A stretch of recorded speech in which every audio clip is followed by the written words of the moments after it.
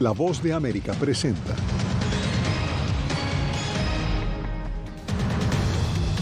Ucrania conmemora su independencia entre temor por ataques y a 6 meses de la invasión rusa. Perdón estudiantil. Presidente Biden presenta plan que exonera deuda de unos 43 millones de estudiantes. Puja por el Congreso. Elecciones primarias en Nueva York y Florida definen candidatos a comicios de medio término en noviembre. Y por sequía extrema, Texas y Arizona restringen consumo de agua.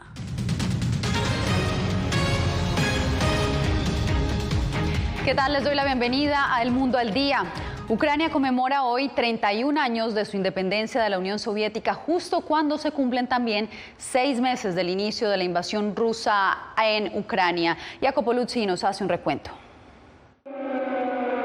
Las sirenas antiaéreas resonaron en Kiev este miércoles sin que ningún ataque llegara, rompiendo la inquietante tranquilidad de la capital que conmemoró los 31 años de independencia de la Unión Soviética. También han pasado 6 meses desde que Rusia invadió Ucrania sin lograr ganar la guerra. Trozos de tanques y vehículos blindados rusos calcinados fueron colocados como trofeos de guerra en el centro de la capital, mientras se prohibieron celebraciones públicas por temor de ataques. Finalmente nos unimos, una nueva nación nacida el 24 de febrero a las 4 a.m. No nació, sino que renació, una nación que no lloró, gritó ni se asustó. Una que no huyó, no se rindió y no olvidó. Alrededor del mundo no faltó la solidaridad a los ucranianos en este día, mientras sus aliados prometieron seguir apoyando Kiev. Rusia podría aumentar sus ataques en estos días, según Estados Unidos, y ya algunos bombardeos alrededor del país tuvieron lugar. En las Naciones Unidas, Ucrania fue el tema central del Consejo de Seguridad este miércoles. Hoy, exactamente 6 meses después, no se vislumbra el final del conflicto desencadenado por la invasión de la Federación Rusa. Mientras nos reunimos, los combates más intensos se concentran en la región oriental del Donbass y en el noreste. Según la ONU, más de 5.500 civiles fallecieron en 6 meses. En el conflicto, Kiev perdió 9.000 militares, mientras Rusia no hizo públicas sus pérdidas. Pero el Pentágono estima que podrían superar 80.000 entre heridos y muertos. Bien, y para ampliar esta información nos acompaña Jacopo. Cuéntanos qué ha jugado a favor y en contra de Ucrania a lo largo de estos 6 meses de guerra. Yasmín, en el frente militar, después de 6 meses, Rusia sigue teniendo la ventaja contra Ucrania, pero las armas occidentales enviadas a Kiev permitieron a los ucranianos resistir y pasar a veces al contraataque. Sin embargo, la guerra se encuentra en una situación de impasse y podría continuar hasta el año próximo, según los expertos. Entre tanto, sigue preocupando la situación en la planta nuclear de Zaporizhia, recordamos la más grande de Europa, con la posibilidad de accidentes nucleares si el conflicto sigue involucrando esta central. La ONU visitará en los próximos días la central, Yasmín, y esta es una buena noticia. Bueno, Jacopo, pues muchas gracias por este informe. Y en más noticias, el presidente Joe Biden anunció que perdonará hasta $10,000 de la deuda universitaria de algunos estadounidenses. Jorge Agobián, la iniciativa no escapa de la polémica cuando estamos a solo meses de las elecciones que definirán cuál partido controlará ambas cámaras en el Congreso. Explícanos. Así es, Yasmín, y es claro que para el presidente Joe Biden y para el Partido Demócrata es necesario presentar a los estadounidenses victorias, tanto legislativas como esta del día de hoy, que fue una promesa de campaña del mandatario en su campaña electoral de 2019 y de 2020. Con esto, según dicen los analistas, busca el voto de los más jóvenes en Estados Unidos, precisamente las personas que están pagando o que no han terminado de pagar estas deudas estudiantiles. Esto de alguna manera también impactará a los latinos. Aquí lo explico. Más de 43 millones de personas en Estados Unidos tienen una deuda estudiantil combinada de 1.600 billones de dólares, según datos oficiales. Durante su campaña presidencial, Biden prometió exonerar hasta $10,000 de estas deudas. El esperado anuncio ocurrió este miércoles. Estas acciones específicas son para las familias que más lo necesitan, las personas de clase media y trabajadora que se vieron especialmente afectadas durante la pandemia, ganando menos de $125,000 al año. Si ganan más que eso, ya saben, no califican. La Casa Blanca se ha enfrentado a la presión del ala liberal del partido de gobierno, que sugiere un alivio más amplio a los estudiantes, y al mismo tiempo a las críticas de algunos moderados y republicanos, que cuestionan el subsidio. Los latinos representan el segundo grupo más propenso a solicitar préstamos privados para costear sus estudios universitarios. Esto de acuerdo con cifras de la organización Iniciativa de Datos Educativos. Hoy muchos estudiantes estadounidenses y sus padres están preocupados por la universidad. Están preocupados de que no tienen para que el estudiante vaya a la universidad. Ryan Powell es profesor y codirector del programa Preparando el Futuro Docente en la Universidad de Indiana. Asegura que entre 2010 y 2022 ha habido un cambio drástico sobre la percepción de los estadounidenses sobre las deudas estudiantiles. Vemos que los estadounidenses ahora creen abrumadoramente que el gobierno debería participar. Y que la educación superior se ha vuelto más importante en la actualidad, aunque para muchos es inaccesible. Escuchan sobre la deuda estudiantil paralizante, lo que impide que otras personas participen plenamente en el sueño americano. Según la Casa Blanca, estos préstamos o esta ayuda a los estudiantes hará que el 95% de quienes tienen deudas pendientes sean beneficiarios o podrían beneficiarse de estas medidas. Y también, según el presidente Joe Biden, dijo desde aquí, desde la Casa Blanca, que cerca del 45% podría pagar completamente las deudas que tienen. Hay que destacar que no es solo estudiantes o personas que actualmente se están estudiando, sino aquellos que ya son profesionales, se graduaron de la universidad, pero siguen pagando por la deuda universitaria, una realidad, por supuesto, de Estados Unidos. Gracias, Jorge. Justamente el camino a las elecciones de medio término previstas para noviembre en Estados Unidos se ve más claro tras la celebración de las primarias en Florida, Nueva York y Oklahoma. Desde Miami, José Pernalete nos reporta que en el estado del Sol la atención se enfoca en la gobernación y en un escaño del Senado Federal. En Florida, Nueva York y Oklahoma dejan servidas las campañas electorales que culminarán en noviembre en las elecciones de medio término. La pugna de los demócratas en Nueva York por el Distrito 12 resultó en el fin de la carrera de 30 años en el Congreso de la representante Carolyn Maloney, quien perdió ante el representante Jerry Nadler. Carolyn Maloney y yo hemos pasado gran parte de nuestra vida adulta trabajando juntos para mejorar tanto a Nueva York como a nuestra nación. Esta noche hablo por todos en esta sala, cuando les agradezco las décadas de servicio a nuestra ciudad. Nadler preside el Comité de Asuntos Judiciales de la Cámara Baja y enfocó su discurso en el derecho al aborto, el combate a la violencia armada y el cambio climático. En Florida, el congresista demócrata Charlie Crist superó a su oponente Nikki Fried, convirtiéndose en el candidato de su partido que desafiará al actual gobernador republicano Ron DeSantis. Esta noche, el pueblo de Florida claramente envió un mensaje. Quieren un gobernador que se preocupe por ellos para resolver problemas reales, que preserve nuestra libertad. También en el estado del Sol, el escaño del Senado Federal que actualmente ocupa el republicano Marco Rubio ya tiene una aspirante. La congresista Val Demings, ex jefa del Departamento de Policía de la ciudad de Orlando, obtuvo la nominación demócrata. En Oklahoma, los demócratas escogieron a Madison Horn como candidata a la Cámara de Representantes y los republicanos optaron por Markwayne Mullin al Senado Federal. José Pernalete, Voz de América, Miami.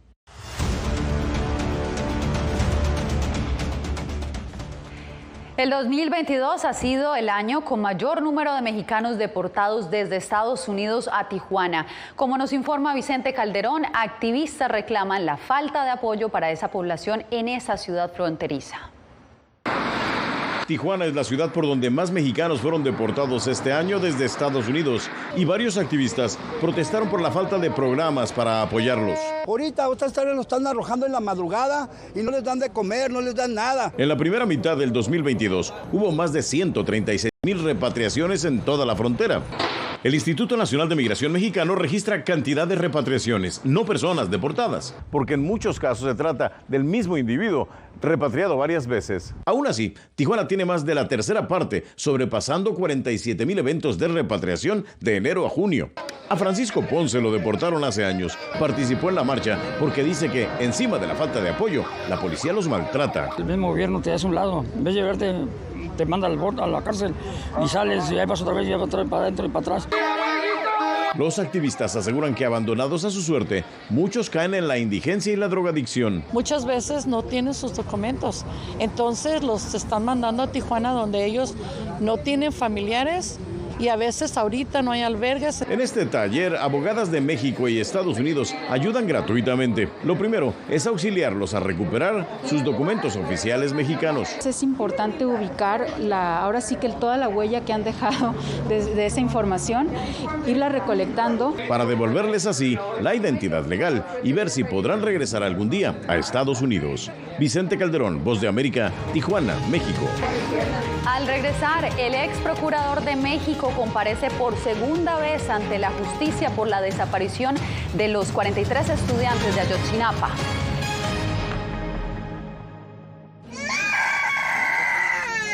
They are scared. Some of them lost their houses during bombardments.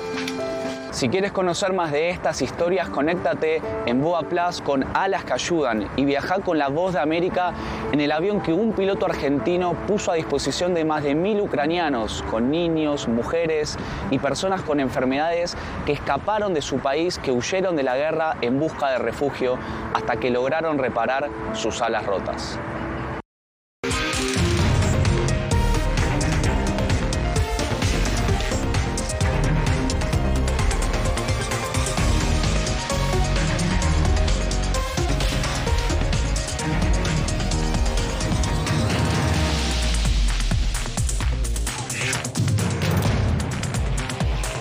Venezuela 360, cada semana por La Voz de América. ¿Qué tal? Desde Washington comienzan las noticias en El Mundo al Día. Día a día, desde la capital de Estados Unidos y donde se producen las noticias que más te impactan. El objetivo es llegar al otro lado de la frontera para pedir asilo. La Voz de América te conecta con El Mundo al Día. Los hechos más allá de la noticia. Para que tomes decisiones bien informadas, en el lenguaje que quieres, donde quieras y como prefieras. Conéctate con El Mundo al Día. Actualidad. Nos vamos a ver otra cepa nueva y otra cepa nueva. Análisis. En realidad, mucha de esta gente va a quedar parada de nuevo y va a ser una tragedia humana. Debate. Es la obsesión la tienen ustedes. Con la información más allá de los titulares. El tema energético es algo que se está analizando. La inflación es un problema global. 30 y 50 metros están ya las tropas. Su respuesta, doctor. Todas las semanas por La Voz de América.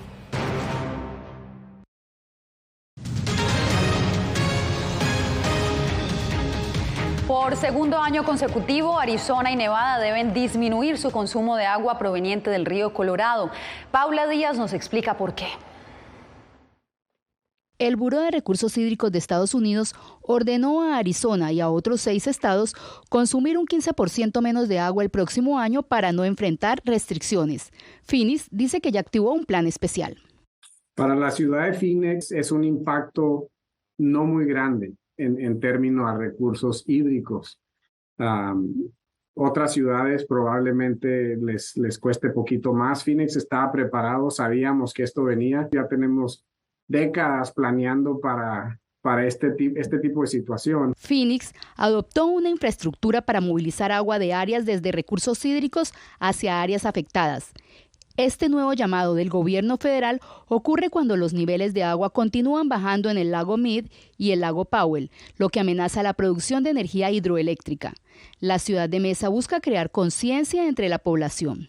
Tenemos años experimentando una sequía histórica, así que la ciudad de Mesa lleva muchísimo tiempo preparándose. Nuestra agua no solamente llega del río Colorado, recibimos agua del río Verde, del río Salt, y también tenemos depósitos de agua subterránea. Las reducciones anunciadas para Arizona se suman al recorte del 18% de suministro de este año. Paula Díaz, Voz de América, Arizona. Gran expectativa ha generado en México la segunda comparecencia judicial del ex procurador general Jesús Murillo Caram, detenido por su presunta responsabilidad en la desaparición forzada de 43 estudiantes en Ayotzinapa. La audiencia para conocer si es o no vinculado a proceso el ex procurador Jesús Murillo Caram estaba programada a primera hora. Los primeros en llegar fueron los padres de los 43 normalistas desaparecidos y sus abogados. Queremos la verdad, nada más. Minutos después, arribó la defensa del ex procurador, encabezada por Antonio López Ramírez. Versión de los hechos, vamos a esperar que los jueces resuelvan, ¿no? Es la primera vez que un ex titular de la extinta Procuraduría General de la República es detenido por delitos de tortura, desaparición forzada y contra la administración de la justicia. Pues que Murillo Caram diga quién le dio la orden. Desde la oposición se denuncian intenciones políticas detrás de la aprehensión del autor de la llamada verdad histórica. Lo que genera es una cortina de humo, pero justicia a las familias no les está dando. Los compañeros de los normalistas, por su parte, demandan esclarecer los hechos. A lo largo de estos 8 años, todas las pruebas que están saliendo hoy en día, ¿por qué estuvieron guardadas tanto tiempo? El pasado 18 de agosto, la Comisión de la Verdad entregó un informe en el que señala la participación de elementos del ejército en los hechos de septiembre de 2014. También que hasta el momento no hay indicios de que los jóvenes estén con vida. Javier Egar, Voz de América, Ciudad de México. Mientras se recrudece la violencia contra la prensa en México, nuestra reportera Cristina Caicedo Smith consultó a expertos que le explicaron lo que podría estar detrás del asesinato de los comunicadores. Con un total de 15 periodistas asesinados durante el transcurso de 2022, México continúa como el país en América Latina más peligroso para ejercer el periodismo, según el Comité para la Protección de Periodistas. Lo primero es la colusión de la delincuencia organizada que ya se encuentra en casi todos los lugares, todos los estados en el país, con funcionarios públicos, más que nada al nivel municipal y al nivel estatal. Organizaciones defensoras de comunicadores resaltan el entorno de inseguridad agravado en México, luego de que se reportara esta semana el asesinato del periodista Freddy Román en la ciudad de Chilpancingo, en el estado de Guerrero. Algo que hemos estado viendo en los últimos años es el asesinato de periodistas. Pensamos que necesitábamos una especie de nuevo sistema porque no se escucha a las víctimas y los colegas no están satisfechos. Las nuevas iniciativas incluyen la puesta en marcha de un tribunal de los pueblos, que a principio de este año abordó varios casos de periodistas asesinados y que hasta el momento no están resueltos. Nos forzaron a desplazarnos después de una amenaza de muerte directa. Las autoridades nos han revictimizado, la sociedad nos ha criminalizado, entonces es una situación muy difícil. Pese a que el presidente de México, Andrés Manuel López Obrador, se ha comprometido en varias ocasiones a encontrar los culpables de estos asesinatos, su administración registra el mayor número de fatalidades de comunicadores en los últimos 12 años, según organizaciones internacionales. Cristina Caicedo Smith, Voz de América, Washington. En Colombia, la policía emitió un comunicado para aclarar que mantiene la erradicación manual de coca, horas después de que medios de comunicación informaran que estaba suspendida. El cuerpo policial indicó que se esfuerza en persuadir a los agricultores para que adopten voluntariamente cultivos alternativos. Los esquemas de erradicación forzada han provocado enfrentamientos violentos entre la policía y los agricultores, quienes argumentan que no existe infraestructura para otros cultivos en regiones remotas. Estados Unidos y Colombia siguen trabajando en la lucha antidrogas. Usted quédese. Nueva acusación pone a expresidente de El Salvador en la mira de la justicia. Volvemos con los detalles.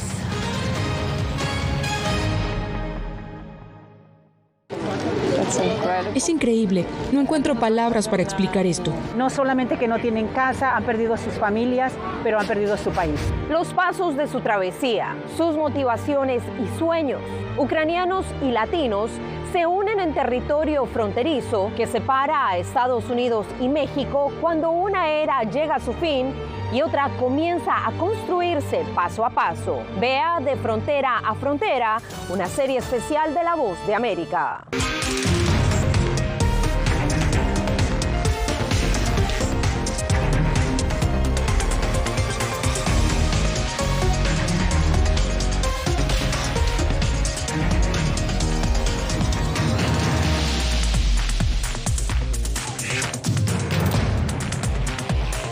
Venezuela 360, cada semana por La Voz de América.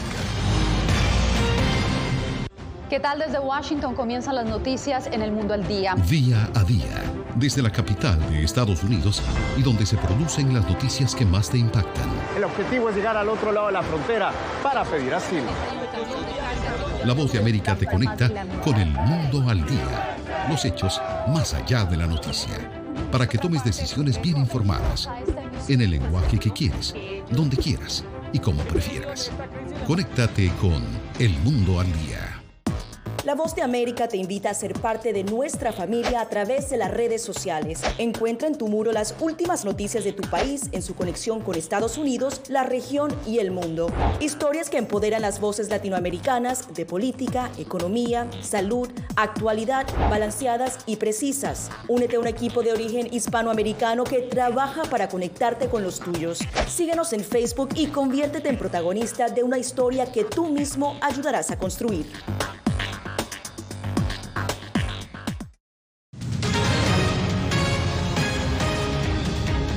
En El Salvador, la Fiscalía abrió otro proceso penal contra el expresidente Salvador Sánchez Serén y otros 17 exfuncionarios de su gobierno, acusados de malversar fondos públicos. Claudia Saldaña tiene la ampliación. En total hay orden de captura para 18 exfuncionarios de Casa Presidencial, incluido el expresidente Salvador Sánchez Serén, por los delitos de peculado y lavado de dinero y activos. Hasta ahora se ha capturado a 4 de los 18 imputados. Se movilizaron más de 183 millones de dólares a cuentas particulares, y estas cuentas particulares pues tenían titulares estas personas que tenían en ese momento pues la calidad de empleados públicos de presidencia. Casi 200 millones de dólares que en este momento podrían haber estado siendo invertidos en obras que tanto necesita el país. El analista político Jorge Villacorta asegura que es necesario que se haga justicia, pero respetando los procesos legales. El debido proceso es clave en todo tipo de acusaciones y delitos, pero en este principalmente porque está señalando incluso a un expresidente de la República. Entre los capturados figura la ex tesorera de la presidencia, acusada de firmar 193 cheques provenientes del Estado y destinados a 6 cuentas que no cumplían los requisitos de ley. Se cuenta con más de 150 testigos y también se tiene como suficiente prueba documental. Entre los imputados hay 3 ex empleados de la gestión del expresidente Mauricio Funes, acusados del caso de malversación de 351 millones de dólares. ¿Por qué suceden estas cosas? Por la debilidad de las instituciones. Una Corte de Cuentas muy débil. Hasta ahora, Sánchez Serén no se ha pronunciado. Tanto él como el expresidente Funes son requeridos por la justicia salvadoreña, pero ambos están refugiados en Nicaragua sin posibilidad de extradición. Claudia Saldaña, Voz de América, El Salvador. Una nueva institución inauguró el gobierno de Daniel Ortega en el edificio que era sede del diario La Prensa. Según directivos del periódico confiscado el año pasado, sus bienes están valorados en más de 10 millones de dólares. Informa Donaldo Hernández. Con una serie de actos culturales, el gobierno nicaragüense le puso sello a la confiscación del diario La Prensa y puso fin a 96 años de historia de periodismo escrito. En las instalaciones del periódico ahora funcionará el Centro Cultural Politécnico. Y recibimos este centro a partir de las ruinas de lo que fue una política criminal, de terror, de zozobra y de doble moral a nuestro pueblo. Esto representa un nuevo golpe a la libertad de prensa, representa un nuevo golpe a las libertades públicas.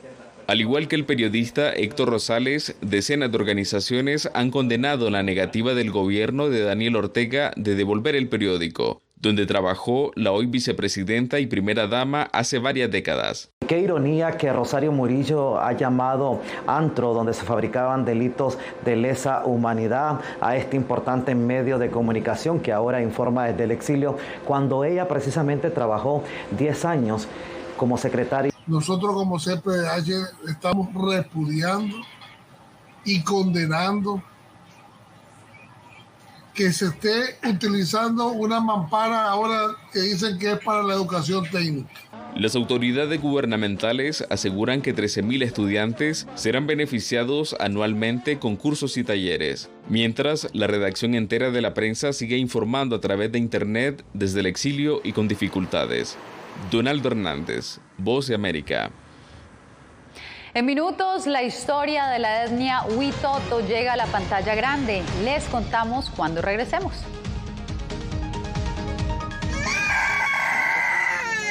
They are scared. Some of them lost their houses during bombardments.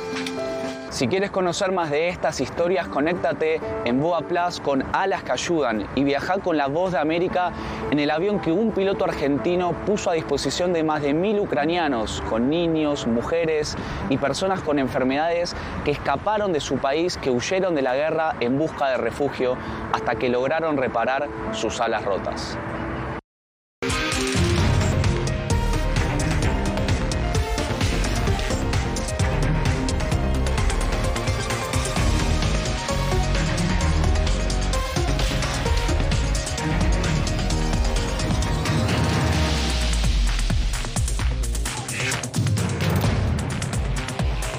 Venezuela 360, cada semana por La Voz de América.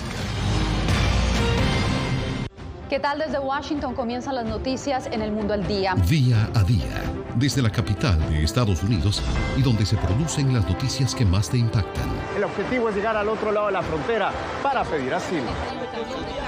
La Voz de América te conecta con El Mundo al Día. Los hechos más allá de la noticia. Para que tomes decisiones bien informadas. En el lenguaje que quieres, donde quieras y como prefieras. Conéctate con El Mundo al Día. Actualidad. Nos vamos a ver otra cepa nueva y otra cepa nueva. Análisis. En realidad, mucha de esta gente va a quedar parada de nuevo y va a ser una tragedia humana. Debate. Dejen la obsesión la tienen ustedes. Con la información más allá de los titulares. El tema energético es algo que se está analizando. La inflación es un problema global. 30 y 50 metros están ya las tropas. Su respuesta, doctor. Todas las semanas por La Voz de América.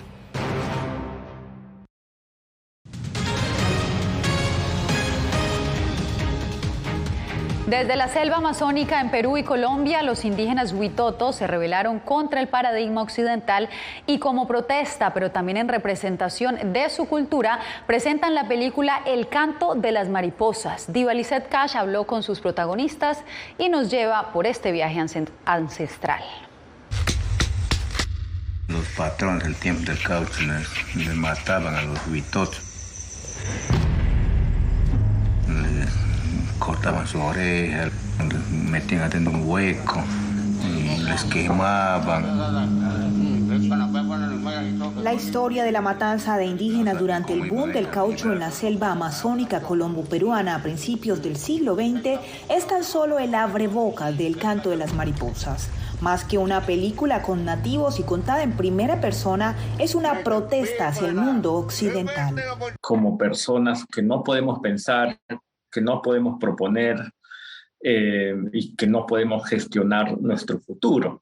Nuria Frigola, su directora, escudriñó las entrañas de la mitología Huitoto y cómo a través del oralismo mágico la trágica historia está siendo contada con romanticismo.